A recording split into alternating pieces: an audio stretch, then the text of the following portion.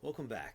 I decided to add on to this video because I was able to accomplish the little thing that I talked about where I wanted the color of the fish that's born out of the egg to not be the midpoint between the two colors of the parents, but instead to be a color that's more closely related to the color of the parent that contributed the most genes to the child. So if we take a look at the fertilizing egg script, I've modified it here slightly. You'll see that I've added a couple things where I've added a contributing parent variable, setting it equal to 0. Contributing parent is going to keep track of which parent contributes the genes to the baby. A contributing parent set to 0 is going to mean if it stays 0, that means that all the genes in the egg continue to be just from the egg, from the parent that laid it, not from the fertilizing parent. But we're going to change that number if we ever pick up a gene from the other parent. Well, right now, I'm using really just using 3 genes so far, not counting color. We have max width, the length ratio, the ratio of the length to the width, and then this idea of the preferred percent of max velocity, in other words, the preferred speed of the fish. So those 3 genes is why the percent per gene is set to 0.333. In other words, 1/3, because there's really 3 genes contributing. We're going to try to keep track of which parent contributes which of those 3 genes. So you'll see what I do with that 1/3 here in a second.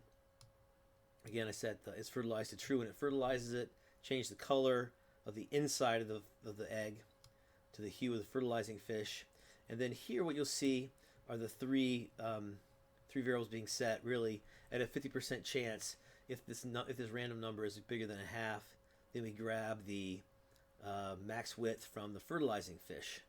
And if we do that, then we're going to add 1/3. Let's see, we'll add 1/3, this right here, to the contributing parent. So, and then the next gene we have here is the length ratio gene. Again, if it's over a half, it comes from the fertilizing fish.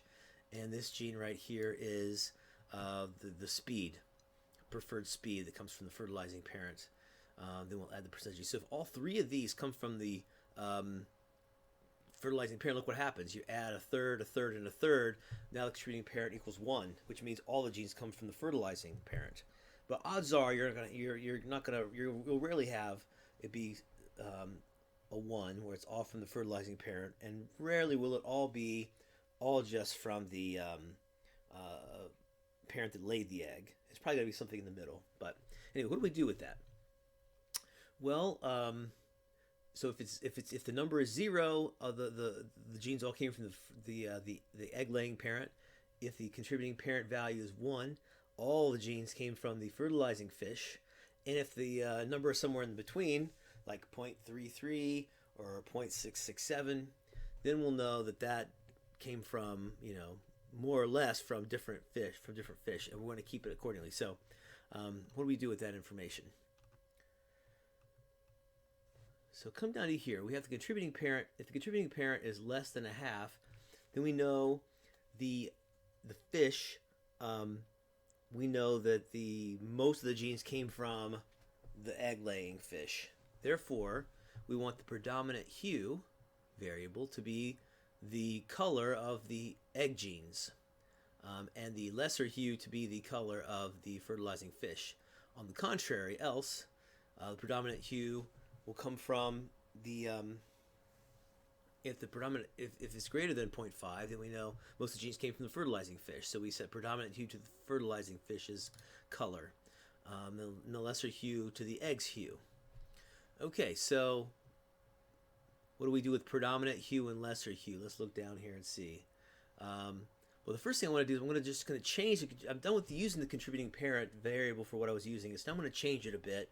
I want to use that same variable now for deciding how far is the contributing parent variable from the midpoint between, which would say it's halfway between, because if the contributing parent is equal to 0.5, that means 2 genes, let's say 2 genes came from the egg and 2 genes came from the fish. In this case, that can't happen because I've got only 3 genes, so it's never going to be fully in the half. But when I add more genes, this will be useful. So I'm going to check to see if the contributing parent, how far the contributing parent is from the midpoint. And I'm going to use that to, and then so the biggest number that can be is going to be 0.5. It's only going to be positive because of the absolute value. It's going to be 0.5 would be the biggest. So if the 0.5 is the biggest, by putting the 0.5 in here, dividing by 0.5, this becomes a 1. 1 times the number of times to skew the color. So that's the biggest it could possibly be. And that's the variable that I'll set. Right now I think it's set to 4 or to 5. If the contributing parent is right in the center, 0.5, then the contributing parent value becomes 0. So this value right here becomes 0. 0 times the number of skew times skew's color becomes 0. So the skew count becomes 0. So if you all come from one parent or all come from the other parent, we're not going to skew it at all, which makes sense because then the color should all be from that parent or the other parent. And using the skew count will let us decide which one we do which. So what do we do with the skew count? It gets a little recursive here. We're doing a for loop where we're setting the lesser hue, which is attached to the fish that's contributed to the least genes, and it's getting that value is getting changed every time, pulled toward the predominant hue by finding the midpoint between the lesser hue and the predominant hue. So imagine lesser hue becomes the midpoint between the lesser hue and the predominant hue. If you just did it one time, it'd be right in the center. But as you loop through the skew count a few times, because you got a number here of the skew maybe is 3, you're going to loop that 3 times.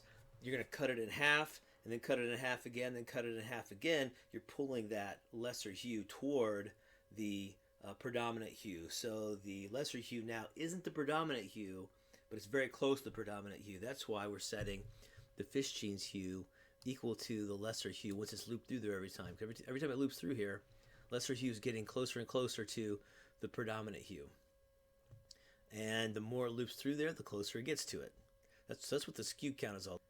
Contributing parent right here becomes the distance from a half.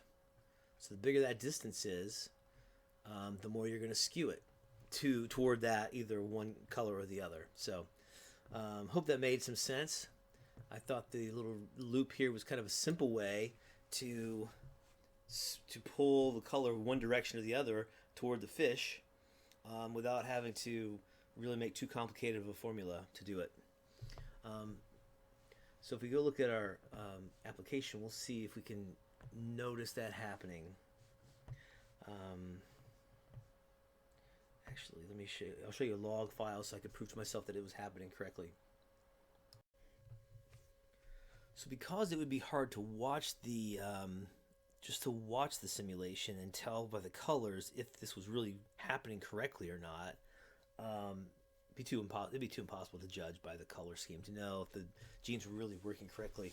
I decided to print the genes to a log file so I could examine them correctly. So, for instance, it's also keeping track of how many eggs get fertilized, so I can know what the percentage of fertilization is. But here's the first gene that got fertilized. So what it does is it prints the eggs genes are shown there, and then based on the then it compares the eggs genes. Then it does the random picking to see which it's going to pick, and based on this result, we see the contributing parent is 0.67. That means 2/3 of the genes came from the fertilizing parent, not the laying parent. So that would mean that the fertilizing genes right here, 2 of these 3 highlighted genes here were contributed to the baby. So that means we want to prefer this color to the color of the egg. So 0.83 is so the midpoint of the hue would be 0.73 if we just grab the 0.73. But really what we want to grab is 2/3 closer, or 2/3 closer to the, if you divide it into thirds, it's going to be closer to the fertilizing gene. So really the number should not be 0.73. It should be closer to 0.83 than 0.73. And sure enough, if you look at the result, the fertilized eggs genes, the hue comes off to 0.78. So it's been skewed toward the fertilizing fish because it's the one that contributed 2 of the 3 genes. So it seems to be working. And then I looked at a few more here to double check that it works, and it's all working nicely. So I'm pretty excited about that, and I'm curious to see what kind of results this will do. Where before the method of just picking the midpoint between the hues, in a sense, had the effect of seemingly just introducing random colors on these fish. So this is going to pull it toward the fish that's more like, and like I said, if all the genes come from one parent fish, then that baby fish is going to look just like that parent fish. And as I introduce some more genes in there, it's going to be even more interesting how it's going to kind of spread. The colors will spread a little bit, but will still kind of be clumped around a central color, maybe where the genes originally came from. Okay, so I want to do run a bit of the simulation here, see if we can see what's happening here. We'll zoom in here a bit on that yellow and red egg you see there on the upper right, and kind of pinkish. So I'm going to say more of the genes of that fish came from the reddish than from the yellowish fish. Here we have yellow and orange, and based on what color comes out of both of these, we'll see if we'll deduce, okay, more genes came from that's a very orangish one and a very yellowish one. So that tells us something about who the predominant, which parent gave the most genes. So I think it's kind of a fun result. So that's it for that. Next step is to look at other kind of genetic type features. It's going to be mutation. After the fertilization piece happens, then before the fish is born, we'll then apply some mutation parameters to it to see is the gene going to get randomly changed or not. So have to think about some things there to see what makes sense, how to best handle that. There's so many ways to do these kind of things kind of mathematically. It's kind of a matter of picking which one we think might make the most sense, or maybe it's the closest to biology, which we're kind of trying to roughly simulate here. So anyway, thanks a bunch for watching and listening. Hope you enjoyed it.